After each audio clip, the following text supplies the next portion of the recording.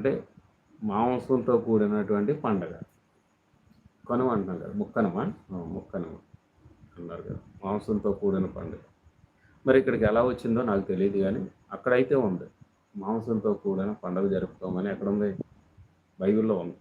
మరి మాంసంతో కూడినటువంటి పండుగ ఈ బ్రాహ్మణులు తినరో, వైశ్యులు తినరో, ఇందులోకి ఎలా వచ్చిందో నాకు అర్థం కాలేదు. మాంసంతో కూడిన పండుగ చాలాసార్లు మేము చేసాం, మేము తిన్నాం. మా నాన్న ఇంకా బాగా చేసేవాడు, పులగం చేసేవాడు, పచ్చిపులుసు చేసేవాడు, అందులో బెల్లం ముక్క పెట్టేవారు, అవి కలిపి తినేవాళ్ళు.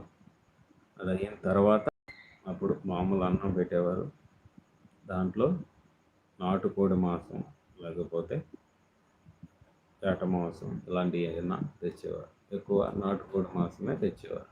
మా ఇంట్లో కోళ్ళు ఉండి కోడి కోసేయడము, లేకపోతే బయట నుంచి ఏదైనా పుంజులు తేవడము, పందాలు పడతాయి కదా, అలాంటివి తేవడం మేము వేయలేదు. కానీ మా నాన్న కానీ మా ఇంట్లో వాళ్ళు ఎవరు వేయలేదు. కానీ ఇప్పుడు అలాంటివి ఎవరైనా అమ్మితే వాటిని తెచ్చి కొనుక్కు తెచ్చుకుని, కాజా అంటారు దాన్ని, కాజాలు తెచ్చి పోసుకుని తినేవారు.